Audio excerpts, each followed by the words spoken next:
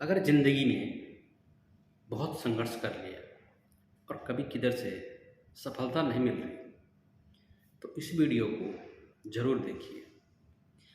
बहुत पहले की बात है। मैं आपको एक मोटिवेशनल तरीके से आपको इस कहानी का सार बताता हूँ।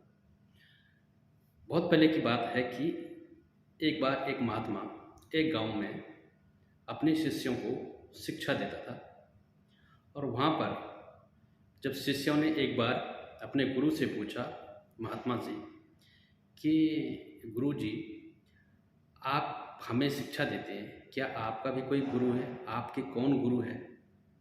तो महात्मा ने मुस्कुराते हुए बोला कि भाई, वैसे तो मेरे बहुत गुरु हैं, लेकिन मैं आपको 3 गुरुओं का नाम बता देता हूँ। मेरा जो पहले गुरु था वो एक चोर था। एक चोर था तो एक बार मैं रास्ता भटक गया और जब दूर किसी गांव में पहुंचा तो बहुत देर हो गई थी। जब दुकान और सब बंद हो चुके थे, बहुत देर रात हो चुकी थी, आखिरकार मुझे एक आदमी मिला जो एक दीवार में एक सेंधा लगाने की कोशिश कर रहा था। मैंने उससे पूछा कि भाई, कहाँ ठहर सकता हूँ?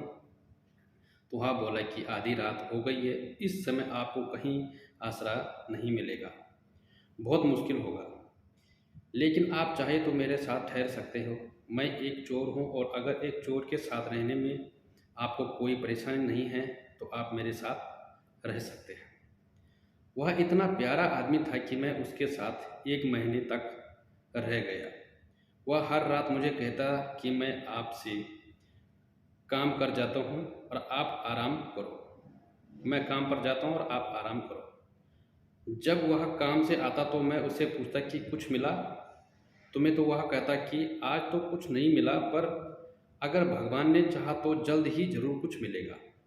वह कभी निराश और उदास नहीं होता था, हमेशा मस्त रहता था। जब मुझे ध्यान करते हुए कुछ सालों बीत गए तो और कुछ भी नहीं रहा तो कई बार ऐसे क्षण आते थे कि मैं बिल्कुल हताश और निराश होकर साधना वादना छोड़कर लेने की ठान लेता और तब अचानक मुझे उस चोर की याद आती जो रोज़ कहता कि भगवान ने चाहा तो जल्द ही कुछ मिलेगा। और मेरा दूसरा गुरु था एक कुत्ता। वह बहुत गर्मी वाले दिन में बहुत प्यासा था और पानी के तलाश में घूम रहा था कि कुत्ता दौड़ता हुआ आया, वह भी प्यासा था। पास ही की एक नदी में उस कुत्ते ने आगे जाकर नदी में झांका तो एक और कुत्ता पानी में नजर आया जो कि उसकी पानी परछाई थी। कुत्ता उसे देखकर बहुत डरा गया। वह परछाई को देखकर भौंकता और पीछे हट जाता, लेकिन बहुत प्यास लगने के कारण वह वापस पानी के पास लौट आता। अतंत अपने डर के बावजूद वह नदी में कूद पड़ा और उसके कूदते हुआ परछाई भी गायब हो गई। उस कुत्ते के इस साहस को देखकर मुझे इस बहुत बड़ी सीख मिली और अपने डर के बावजूद व्यक्ति को छलांग लगा लेनी चाहिए। असफलता उसे ही मिलती है जो व्यक्ति डर का साहस मुकाबला से करता है, क्योंकि हमेशा ही हमें इस बात का डर लगा रहता है कि मैं कुछ रिस्क लूँ तो कोई मुझे हानि ना पहुँचाए, मेरा धन वो ना हो जाए, या फिर हम लोग अपनी उससे हार जाते हैं और हम कोशिश करना छोड़ देते हैं। और फिर तीसरा गुरु जो है, उस महात्मा ने बताया कि मेरा जो तीसरा गुरु था वो एक छोटा सा बच्चा था।